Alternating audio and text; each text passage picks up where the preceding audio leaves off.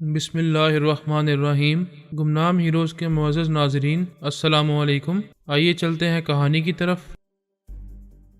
وہ ایک ادا کے ساتھ بولی، ہائے وہ بیچاری بھی تو عورت ہے، اس کے دل میں جذبات ہیں، تم سے بچھڑی ہوئی ہے، اسے بھی ایک فرحت کی ضرورت ہے، اور جس طرح میں دھوکے سے ہی صحیح تمہاری تنہائی میں آ کر تمہاری سونیا بن چکی ہوں، اسی طرح میرے پاس بھی ایک فرحت ہے، وہ بھی تمہاری سونیا کی تنہائی میں آ کر اس کا فرحت بننے والا ہے۔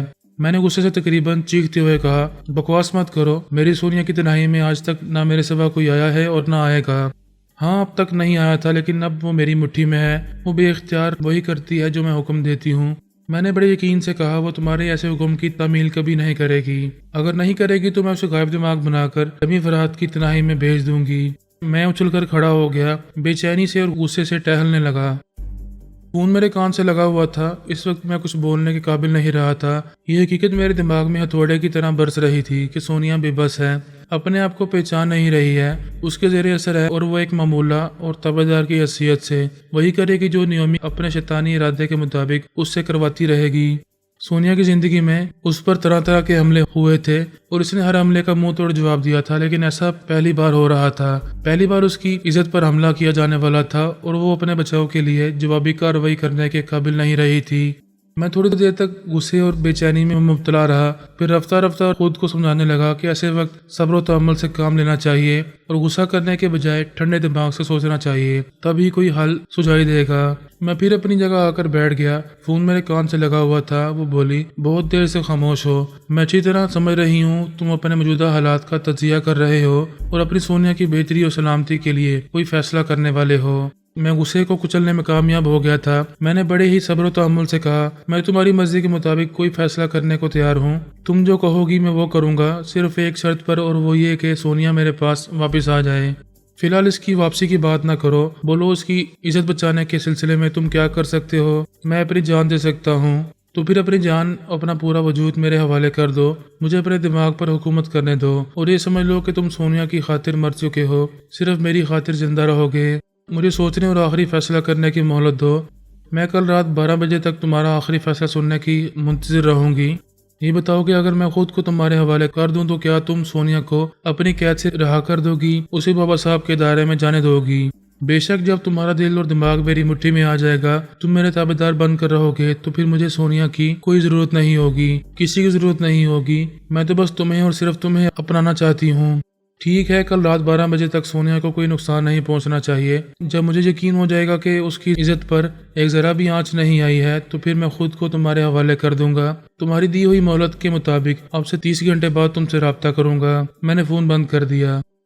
بخدا زندگی میں پہلی بار ایسی زبردست چال باز عورت سے پالا پڑا تھا۔ میں جیب سے رومال نکال کر چہرے سے اور گردن سے پسینہ پونچھنے لگا۔ پارس دارجلنگ سے چلا آیا، وہ ایک فلائٹ کے ذریعے کلکتہ پہنچ گیا تھا اور اب وہاں سے اس خفیہ مقام کی طرف جانے والا تھا جہاں جمیلہ اور نبیلہ کو چھپا کر رکھا گیا تھا۔ وہاں بی بی کبریا اور 2 ٹیلی پیتھی جانے والے ان بہنوں کے اور ان کے والد عبد الرحمان کی نگرانی کرتے رہتے تھے۔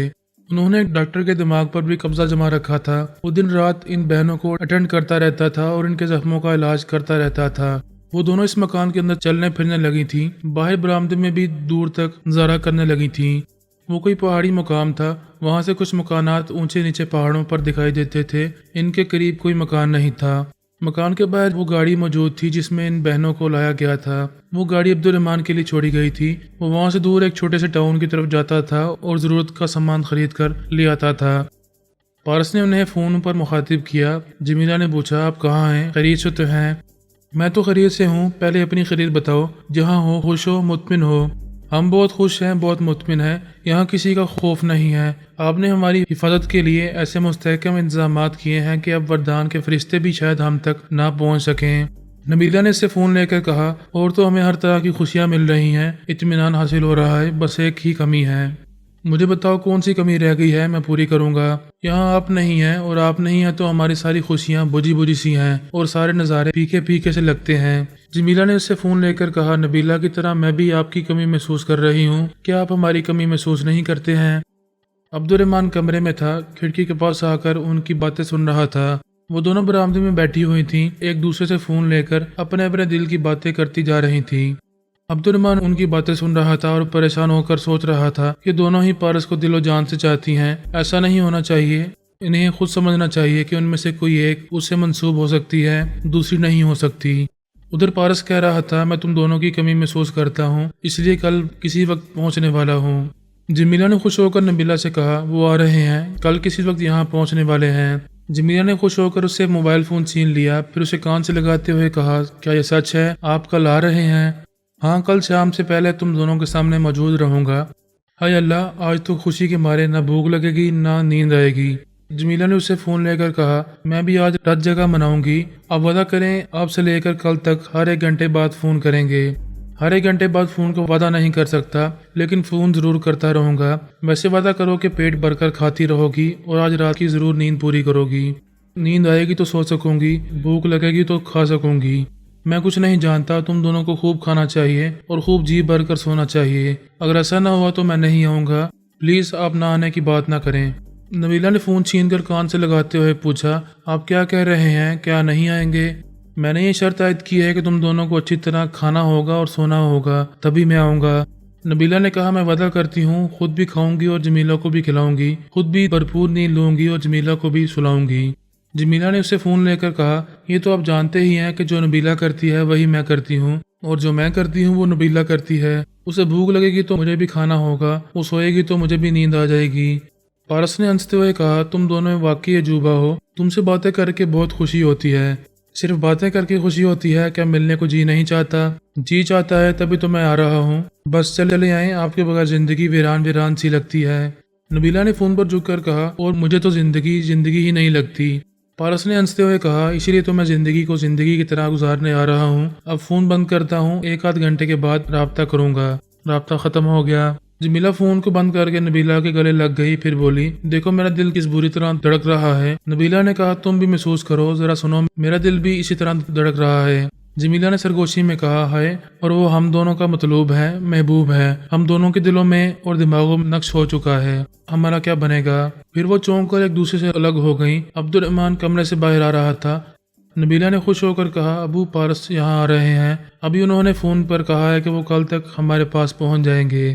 عبد الرحمن نے کرسی اپنی طرف کھینچ کر بیٹھتے ہوئے کہا پارس نے ہمیں اس شیطان سے بچایا ہے، ہم یہاں کتنے آرام سے اور سکون سے ہیں، پوری طرح محفوظ ہیں، ہم اس کا احسان کبھی نہیں بھولیں گے۔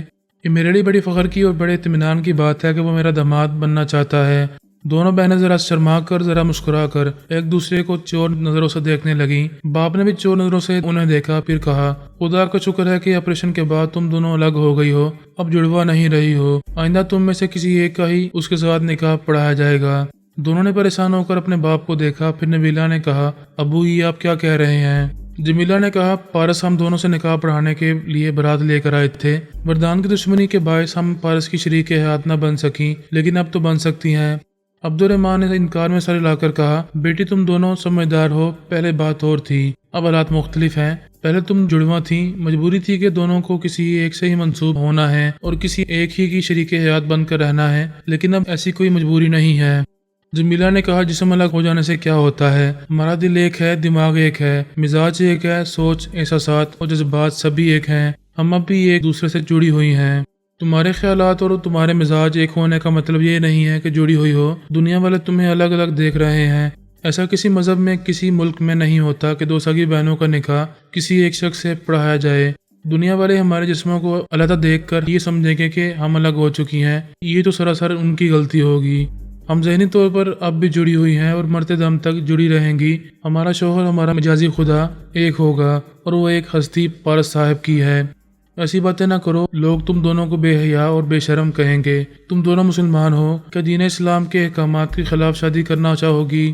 الحمدللہ مسلمان ہیں، لیکن خدا جانتا ہے کہ ہم جسمانی طور پر علیحدہ ہونے کے باوجود ذہنی طور پر علیحدہ نہیں ہو سکی اور نہ ہی کبھی ہو سکتی ہیں۔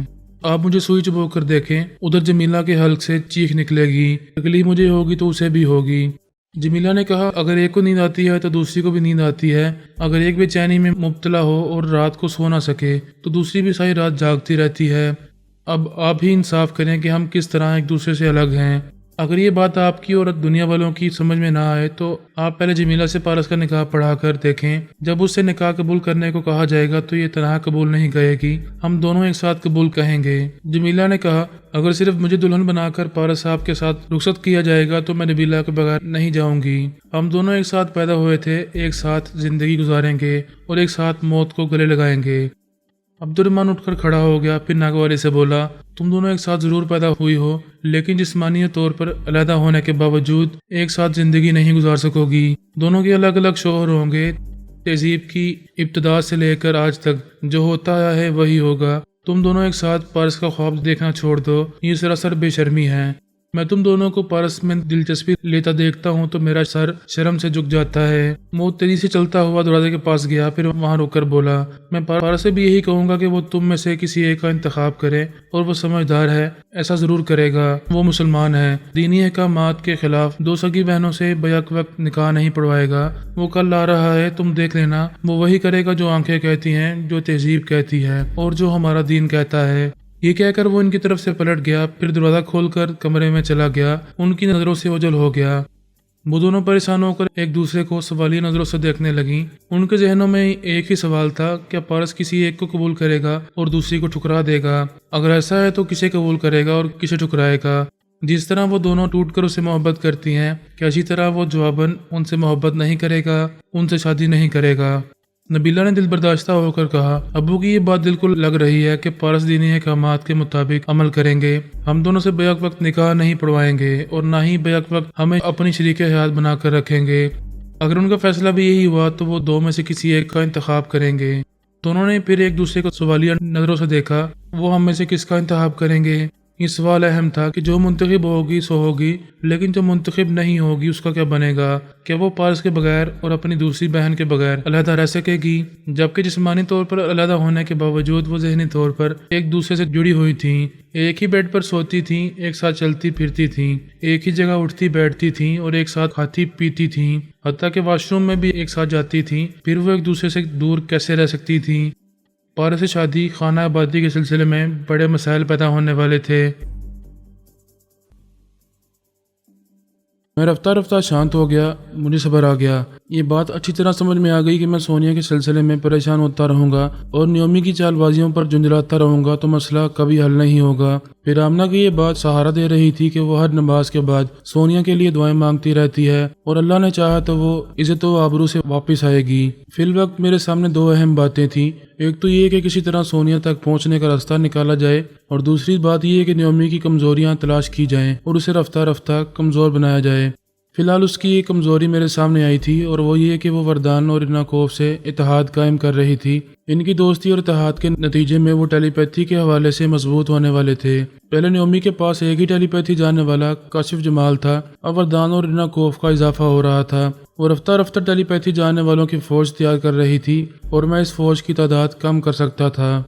جب پہلی بار الپا نے ارناکوف کے اندر جگہ بنائی تھی تو اس نے مجھے بھی اس کے اندر پہنچایا تھا۔ تب سے میں کئی بار اس کے اندر جا کر اس کے خیالات پڑھ چکا تھا۔ مجھے اور پارس کو وردان کا انتظار تھا۔ وہ جب بھی ارناکوف سے ملنے کے لیے اس بنگلے میں آتا تو ہم اسے دبوچ لیتے، اس بار اسے بچ کر جانے کا موقع نہ دیتے، لیکن وہ بہت محتاط ہو گیا تھا۔ فی الحال ارناکوف کے ساتھ وقت گزارنے کے لیے وہاں نہیں آ رہا تھا۔ نیومی یہ بات جانتی تھی کہ ہم بھی ارناکوف کے اندر جگہ بنا چکے ہیں اور اس کے ذریعے وردان کو نقصان پہنچا سکتے ہیں۔ اس نے ایک فیصلہ کیا کہ میری لا علمی میں ارناکوف پر پہلی بار ترمیمی عمل کرے اور اس کے دماغ میں جو موجودہ مخصوص لب و لہجہ ہے اسے مٹا دے اور نیا لب و لہجہ اس کے ذہن میں نقش کر دے، تاکہ میں اور میرے ٹیلی پیتھی جاننے والے ارناکوف کے اندر کبھی نہ آ سکیں۔